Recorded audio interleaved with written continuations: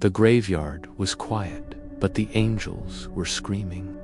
My name is Mark, and for 2 years, I was the night security guard at a large parish with an old, sprawling cemetery. The graveyard shift was always the easiest part of the job. Cold, quiet, and predictable. I'd walk the same path, my flashlight beam cutting through the thick, damp air, illuminating the rows of silent headstones and the carved stone figures that watched over them. One night, as I passed the main mausoleum, I noticed something off about the angel statue that stood at its entrance. Its head, usually bowed in prayer, seemed to be tilted ever so slightly to the right. I dismissed it as a trick of the flickering light, the way shadows play with your eyes at 3 a.m. I shook my head and kept walking. I circled back 30 minutes later, a cold feeling now settling in my stomach.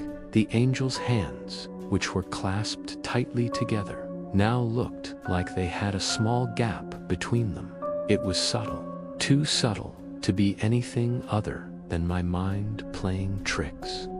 I shone the light directly on the statue, and nothing was different. Still, I couldn't shake the growing sense of dread. I stopped near the oldest section of the graveyard, where a cluster of saints stood guard. The air grew colder. My flashlight beam landed on a statue of a saint kneeling in prayer. Its face was a familiar portrait of serene devotion. I looked away for a moment, listening to the soft rustle of leaves. When I turned my light back, the saint's face was no longer serene. The stone features were now pulled into a subtle expression of raw terror. The mouth was open just enough to suggest a silent scream. Its eyes, once closed in peaceful reverence, were now wide open, staring at something just over my shoulder. A shiver, this one not from the cold, ran down my spine. The fear was real, and it wasn't just on the statue's face.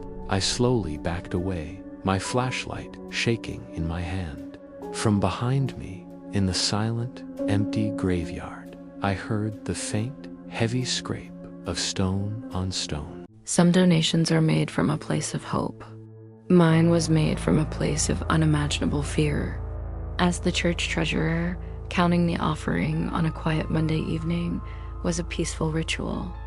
The familiar clink of coins and the rustle of bills was a sound of community and faith. The church was empty, and the only light came from the small office lamp and the glow of the streetlights filtering through the window.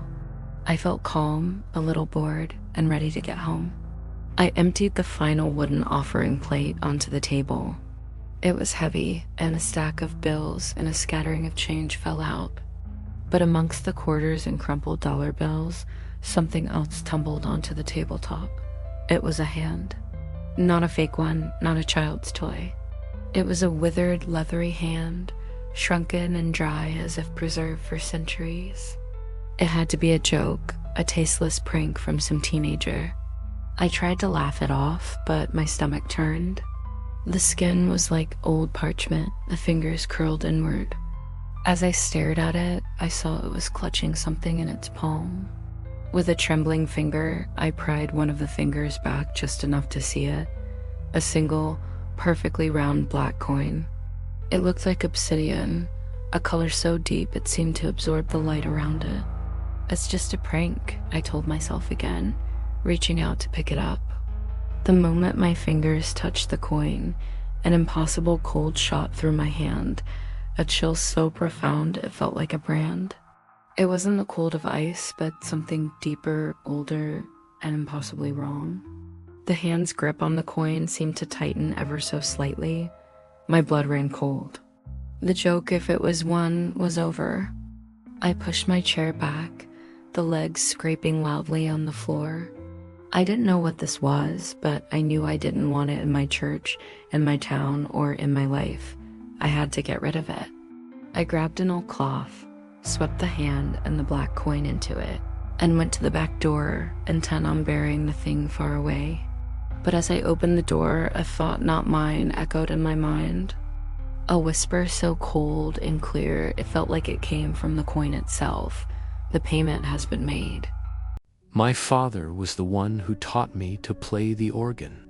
He never mentioned that sometimes it plays for itself. I was the janitor for St. Jude's Church, and closing up late on a Tuesday night was my routine. The old building was always quiet after the last light went out, filled with nothing but the creaks and groans of settling wood. I was just mopping the last aisle when I heard it, a single, low note from the great pipe organ at the front of the church. I froze, my heart skipping a beat.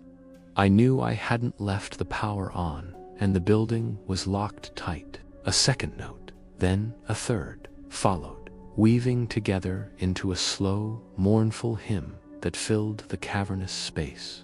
It was a beautiful, haunting melody, and the sound felt less like music and more like a voice weeping.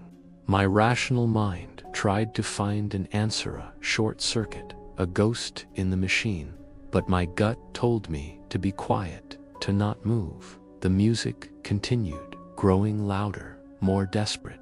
My flashlight, clutched tight in my hand, suddenly felt useless. I couldn't ignore it. With slow, deliberate steps, I began to walk toward the organ loft. I peered around the corner of the last pew. The light from the street lamps barely reached the organ, but I could see the dark shape of the instrument. The music was deafening now, a frantic, chaotic dirge. I saw them then, the keys. They were depressing and releasing on their own, a ghostly dance, playing out the hymn. The foot pedals at the bottom were also moving, stomping a frenzied rhythm. As the music reached a crescendo of sorrow, a gust of cold air slammed into me. I saw something new on the music stand. It was an ancient, leather-bound manuscript, its pages yellowed and brittle. The music was written in a script I didn't recognize, but it was clear that it was the very hymn the organ was playing. The cold, unearthly sound of the organ seemed to be begging for me to pick it up. I knew with a certainty that chilled me to my core, that whatever was trapped in that old book had just found someone new to play its song. I had heard countless confessions in my life, but none came from a man who was no longer there. It was late, long after the last service had ended. I was in the sacristy, tidying up, when a sharp, solitary sound echoed through the vast, empty church, the low thud of the confessional booth door closing. A shiver ran down my spine, more from the suddenness than the cold. Someone must have come back for something they forgot, I thought, a little annoyed. I walked to the screen, my hand resting on the smooth wood. The air grew unnaturally still, colder than it should have been. A low, gravelly voice began to speak on the other side. "Bless me, Father, for I have sinned," it rasped, sounding like dry leaves being crushed. I expected to hear a normal confession, but what followed was a litany of malice, not a list of transgressions. The voice spoke of a darkness so profound, a hatred so old, that the words themselves felt like they were leaching the warmth from the room.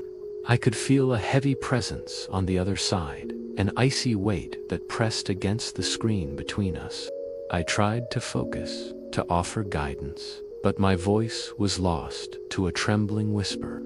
The voice on the other side stopped abruptly.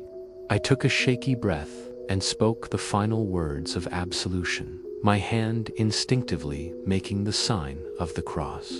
Then there was only silence. I waited, but no one moved. My heart pounding against my ribs, I knew I had to check. I rose and walked around to the main door of the confessional. I gripped the cold brass handle and pulled. The door creaked open, revealing the empty, undisturbed booth. The velvet kneeler was smooth and unwrinkled. There was no one there, but as I stood frozen in the doorway, a chilling whisper brushed past my ear, so close I could feel the cold breath. And for my next sin,